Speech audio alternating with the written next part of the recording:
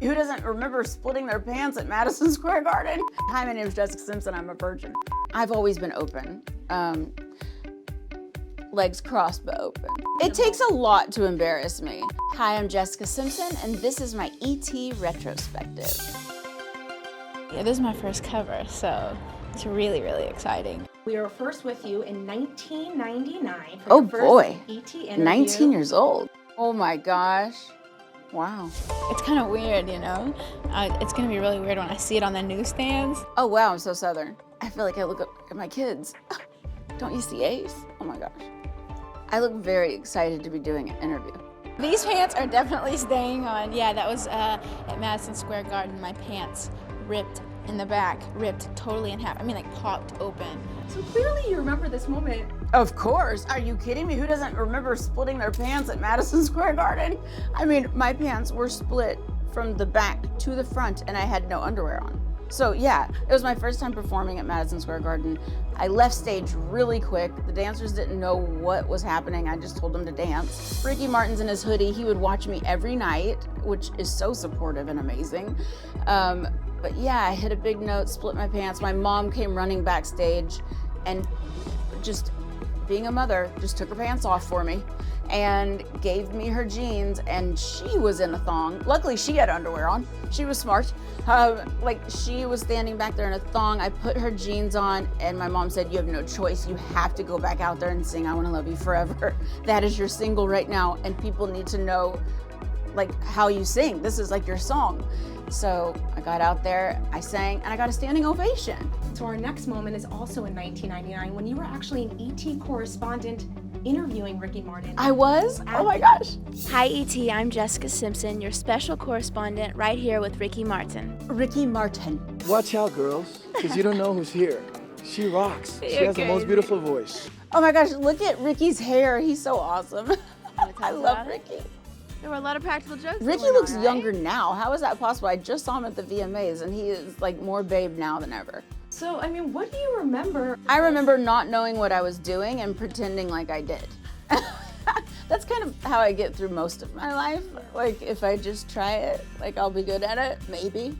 Hit or miss. It's kind of crazy how he's on Palm Royale, you just had this cameo in All's Fair. I mean, how do we get the two of you to act together? That would be amazing. Anything with Ricky. Ricky is one of the kindest human beings, and he's always stayed true to himself. And I will say, like, he was always so supportive of me. And when you're out on the road, I mean, it's a lot. Like, he was shaking his bonbon every night. You looked great out there shaking your Thank bonbon. you. He was living La Vida Loca. Like, it was a lot, like, what he was doing on stage. He didn't have to come out and watch my show beforehand, but he did. So to be able to collaborate with Ricky would be, I mean, it seems like a natural thing. You set my soul at ease. This, yes, was my first music video, but there's a version 1 that nobody has ever seen. And we need to get Sony to like release the rights to that because I casted Ashton Kutcher as the male model, my love interest, yeah. And we had to like waltz. We were waltzing in this like huge mansion. It was ballroom dancing. It was a whole thing. Like, it was a $1 million video. What happened was my hair was a little bit wavy and the head of the label wanted my hair straight. So that video got canned and I had to quickly turn around and do another music video that was the complete opposite of what I had just done. There was no love interest, you know, like it was just me in a vintage plane in a field of fake daisies. Sunflowers or something. Well, it's so funny you brought up Ashton because we were on set of That 70s Show with you. You were? Oh my gosh, wow. I was just shooting a scene with Ashton. I propose that we do something special and romantic. Let's do it. Michael, I don't do that. I'll never forget telling Ashton I was a virgin. He was like, why? I was like, because I haven't met my husband yet. I mean, I had met my husband at that time, but I was a virgin. Guys like that. At this age, I'm very, very innocent. I'm not thinking about other people and their sex lives at all. It was just something that I talked about, I think in an interview maybe. I'm sure they asked me like what type of guy I liked or something. They had to have asked me something about sex. It wouldn't be like, hi, my name is Jessica Simpson, I'm a virgin. Like, it was never like, it would have been the record label. They were probably shocked that I said it. Like, but I've always been open. Legs crossed but open. What made you want to enter the acting world? When I auditioned for the Mickey Mouse Club, I was put in acting classes, and of course I was in Texas and Dallas, so of course one naturally goes to Chuck Norris as their acting coach. So I was in these acting classes with Chuck Norris like taping my eyebrows down, telling me to channel my inner Denzel Washington. If you do watch a Denzel Washington movie, you'll notice it is very rare when he moves his eyebrows. So he does speak with his eyes, and I kind of understand that. But the guy, Barney, was the guy under the suit, was my acting partner. Is this chicken what I have, or is this fish? I clearly had a lot to question. And I just did another Chicken of the Sea commercial not too long ago. So, that mermaid keeps on giving. I know it's tuna, but it says chicken. It takes a lot to embarrass me. Things just fly out of my mouth. And a lot of people could relate to it. I feel like if this were scripted, it would never have worked. It was supposed to be a 6-episode doc series about being a newlywed. And they had so much footage, they turned it into a full season. And then off with the reality shows, right? I am about to start shooting a documentary. I have a lot of footage. I started filming, I would say probably 2015, just at random. And I'm in a moment of discovery and finding my awareness as well, being single again and all this that I'm going through. Being able to release a documentary that, really has all of my life in it, and everything that I've persevered through, all the trials, all the tribulations, but also overcoming fears, and just knowing my purpose. Like, there's a lot of story to tell.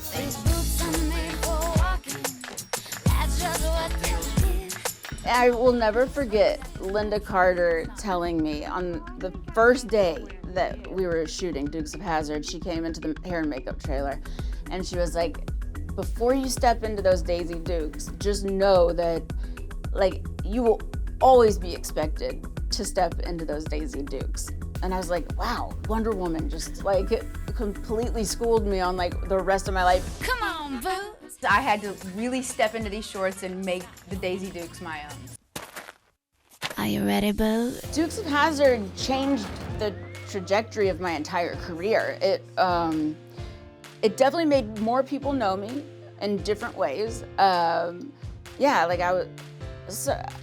will say, I went out with friends the other night, and a guy actually hit on me by saying, oh no, we've been in a relationship, Jessica. We've actually been in a relationship. And I was like, I've never met this guy. How have we been in a relationship? And he said, I had your poster on my wall. So yeah, I was like, whoa, okay.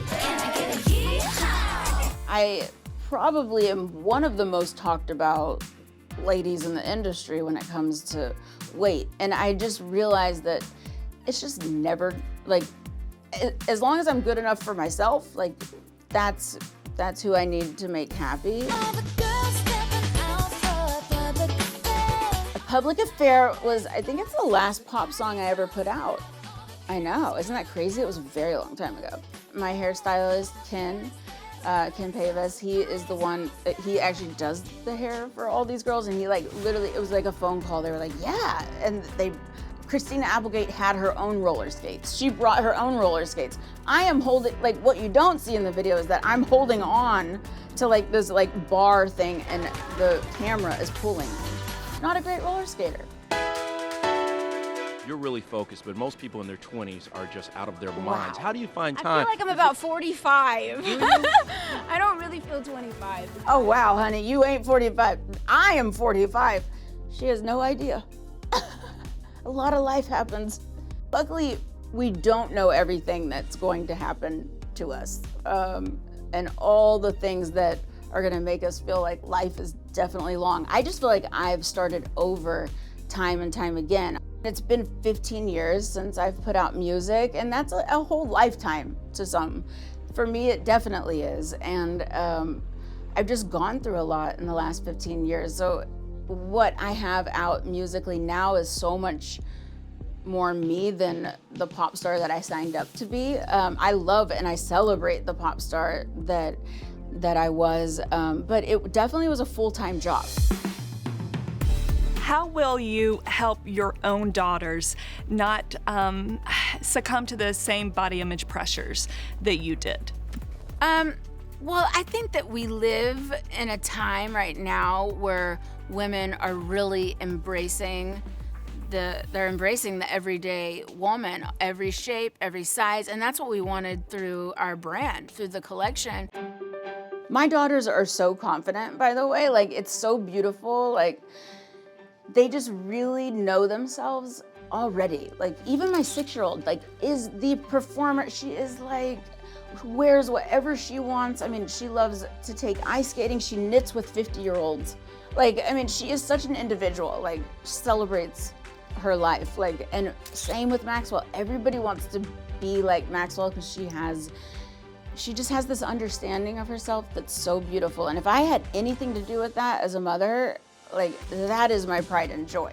And luckily Birdie wants to perform, so she loves every moment. I just got a letter from her 2 days ago. She left it in the library and it's the cutest thing ever. She's like, to Mom, Jessica, Mom. And then she was like, dear Mom, Jessica, we love it when Jessica sings. And Mom, like she's like putting it together, and it was just like the sweetest thing. Like, she's like, Mom, do I call you Jessica Simpson or do I call you Jessica or Mom? I was like, you call me Mom. Go on and play. This whole project for me was a brand new experience in the music industry. I'm so used to having a track in my ears as a pop star and just singing to that. And it's kind of a lonely place to be.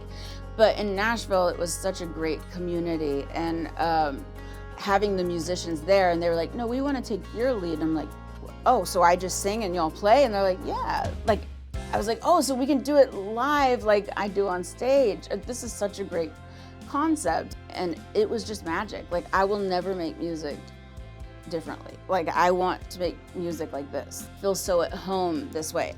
I will not be doing choreography again. Like, I am not a dancer.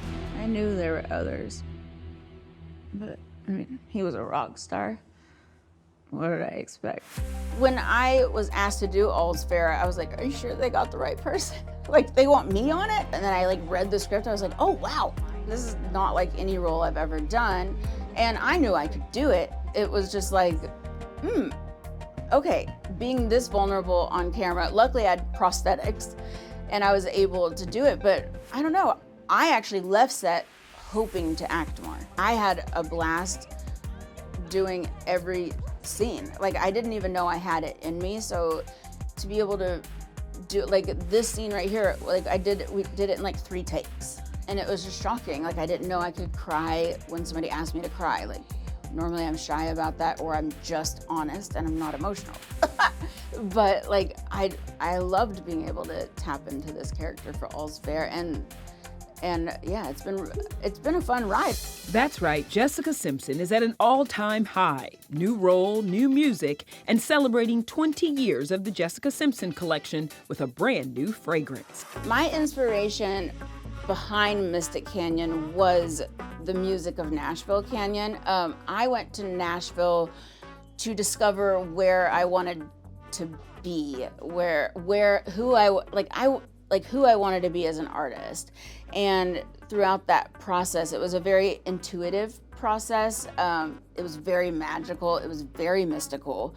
It was everything feeling like it aligned. And it was the most grounding experience of my life. And to be able to put Mystic Canyon with Nashville Canyon is a natural thing for me. Like, it is a celebration of an emotional journey. And I do feel that what you get in the bottle is that's why we put turquoise on the bottle, because it's a grounding stone. But it definitely is representative of who I am, not just as an artist, but as a person. So this is the first time I feel like myself as an artist, and to be able to put it, you know, in a bottle is wild. Like that I get to have that opportunity. I would say it's one of those scents that can ground you in a moment, but also celebrate romance and like empower you to, empower you to dream. And I know that sounds weird to say about a fragrance, but it is like a dreamy, mystical type of scent. More than 25 years in the industry, a lifestyle brand that's been valued at more than $1 billion, and 3 kids, Jessica is in her rebirth era, and she's sharing the lessons she's learned along the way. To think of me on the set of Dukes and being 25, like I've had a lot of relationships since then. Now I know in my life relationships don't define me, but back then I gave everything, all I got to men and to the experience. Like I love love, I'm one of those people, and just to making people happy. But now I feel like the best part about my life is making myself happy for the first time and celebrating that. And I think there's a lot of freedom in Mystic Canyon that you can smell. What do you think of your ET retrospective? Thank you for that. Like that was actually really fun. Hearing myself younger is hilarious. I just kind of want to hug her and be like, you've got this. Like, just keep that perspective, because somewhere like in my 30s, I kind of lost my way a bit. I just have recently decided to choose myself over, and my own opinions over everybody else. And I feel like you're gonna see that in the upcoming projects that I choose to do, and the upcoming music that you'll hear, the upcoming brand, the ways that we're going, and we're even opening home, like we're launching home, we're expanding in ways that I couldn't if I didn't have an air of confidence. Knowing my purpose ever since I was a kid, that's what makes me confident, that's what keeps me going, and that's when I know like I'm far from done.